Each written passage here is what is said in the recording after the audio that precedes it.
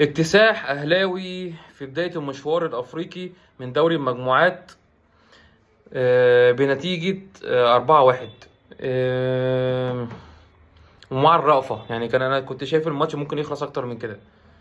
عودة إمام عاشور للأهلي بقوة. عودة إمام عاشور للأهلي بكل قوة هيخلي زيزو يجز، وهيخلي بن رمضان يجزين، وهيخلي ديانج يعني خلاص يسهل طريقه للاحتراف. ليه ديانج؟ سبب كبير من اسباب ان هو عايز يمشي ويسيب الاهلي، عشان يعني ده من اسباب، مش السبب الوحيد، ان هو ما بيلعبش اساسي وبعيد عن الصوره. طب هو لعب شويه ليه؟ مفيش امام عاشور بس. ما لعبش علشان حاجه تانية، هو ما لعبش، هو لعب شويه علشان مفيش امام عاشور دلوقتي. الراجل ده بصوا يا جماعه خطته كالاتي. عارفين يوروسيتش بتاع بيراميدز اللي هو خد احسن مدرب افريقيا في عام 2025؟ الراجل ده شبه نسخة منه. بمعنى الراجل ده ما عندوش استحواذ، ما بيعرفش، ما بيلعبش حاجة اسمها استحواذ. الراجل ده لعب مباشر، مباشر بحت. يعني محمد هاني هوب لديانج، هوب قدامه البن شرقي عرضية، او يدخل جوه ال 18 او ايا كان على حسب الموقف اللي هو فيه. الناحيه التانية كوكا اسمه ده لتريزيجيه، اللي قدامه زيزو، او زيزو قدامه تريزيجيه على طول. مفيش استحواذ، مفيش الف واقف على الكوره، مفيش الف وابص. الكلام ده ما عندهوش، مفيش منه. طب الراجل ده بيعمل الكلام ده ازاي؟ اولا بن شرقي من اللعيبه الكوره الحريفه، اللي هو بيحب يقف على الكوره ويتحنجل شويه ويبص شويه ويغير ملعب او يرقص، يخش ياخد مدافع ويرقص او يطلع لبره ومش عارف ايه. وتقيل هو بيعمل الحاجات دي، يعني بيعملها مفيش الرشاقه عاليه، وفي الحته دي بالذات، مش ما اتكلمش على الرشاقه بشكل عام، في الحته دي تحديدا اللي هو يقطم ويروح ويقطم. يعني غير تريزيجيه عنده الحته دي، هي واحده التانيه يكون عداك، ما بيطولش فيها، ما بيتحنجلش كتير بالكوره. فعشان كده عمل ايه؟ جاب بن شرقي ناحيه اليمين يجبره على حاجه واحده. هو خلاص انا بن شرقي اتحطيت في زون، انا ما قداميش غير اختيار واحد، اللي هو اجري بالكوره واطلع محمد هاني اوفرلاب، يجري بالكوره واعمل انا العرضيه واجري في ظهر المدافع. انت وشفت بن شرقي ماسك كوره عمال يلف ويعمل ويروح ويجي ويبص ويرفع وبتاع والكلام ده، ويرفع عينه ويقف على الكوره؟ ما حصلتش. ليه؟ مدرب زنقه في حته، انا هزنقك ان انت تعدي من المدافع بطريقه مباشره وتعمل عرضيه، او هزنقك ان انت تطلع محمد هاني، مش هديك فرصه ان انت تبقى رجلك اليمين جوه الملعب وتقعد تتحنجل بالكوره. بن شرقي لعيب قوي ولعيب سريع، وما شاء الله بقيت بتدافع يا بن شرقي. ده الجديد بقى، ده الجديد بتاع بن شرقي مع المدرب ده. بن شرقي بقى بيدافع، صدق او لا تصدق. كانت الآفة الكبيرة في حياة بن شرقي وعدم مروحه المنتخب بشكل مستمر، ويبقى في الأوراق الأساسية للمنتخب إن هو ضعيف دفاعيا، ما بيعرفش يدافع وما بيدافعش الاتنين. يعني في لعيب بيدافع بس ما بيعرفش يدافع، بس بيعمل الواجبات وخلاص، بيقف تكتيكيا صح. وفي لعيب بيدافع وبيعرف يدافع ما بتعديش منه، وبيعرف يقفل زوايا التمرير اللي وراه. بن شرقي بقى بيرجع يدافع. فده الجديد من نسخه بن شرقي. ديانج كورته فقيره، قولا واحدا عشان ما حدش بس يجدد في الحته دي. ديانج كورته فقيره، لكن بدنيا قوي، عنده فيجن كويسه، سرعه جبار، تصويبته نوعا ما حلوه. فمركز 8 هو مدرب اتزنق فيه، لان هو احسن من بن رمضان. بن رمضان برضو الستايل بتاعه رايح لفرجاني ساسي شويه،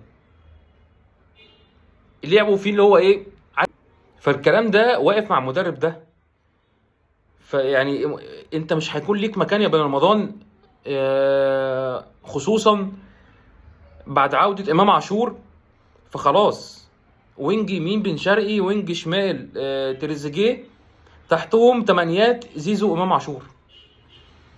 نص ملعب جبار، جبار في اللعب المباشر، جبار. ومن تحتهم مروان عطية كساحة لأي هجمة مرتدة. يعني مروان عطية والله العظيم في الخطة دي مش مطلوب منه غير حاجة واحدة بس، وهي أسهل حاجة على مدافع على رقم 6: اقطع الكورة.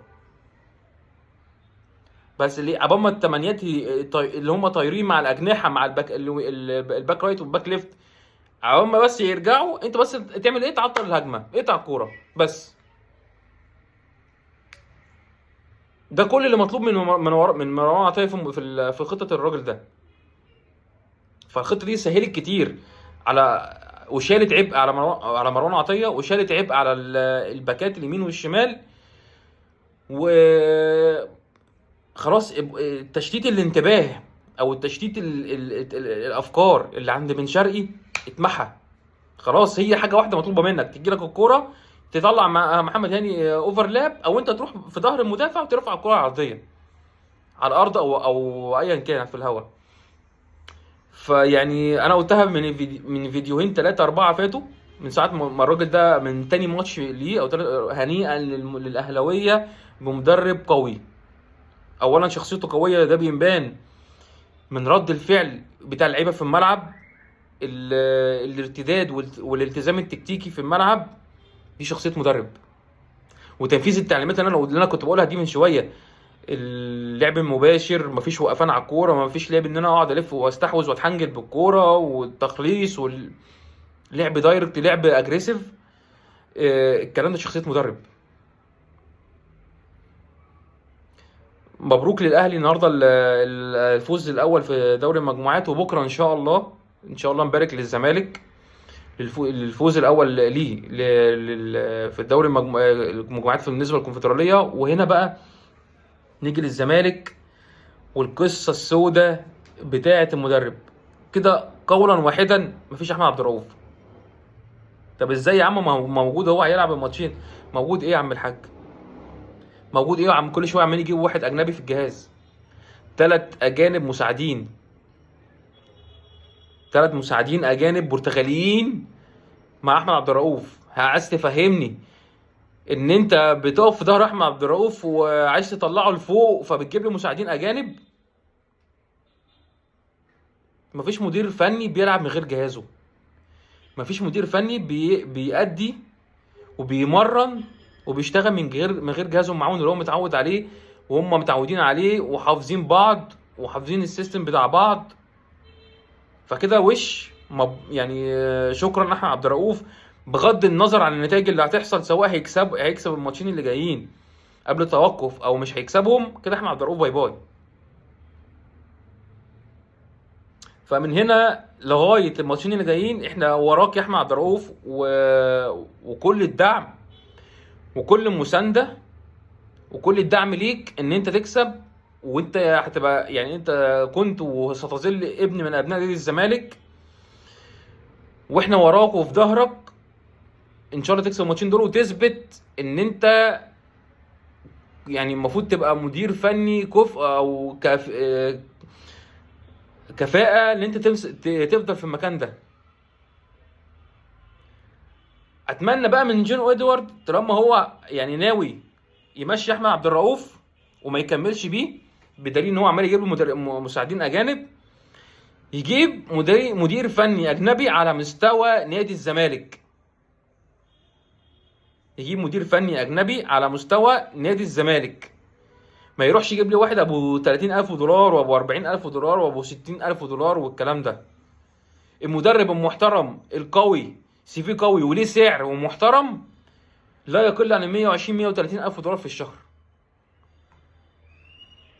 يعني اللي هو يعني المفروض ما لا يقل عن 2 مليون دولار في السنه.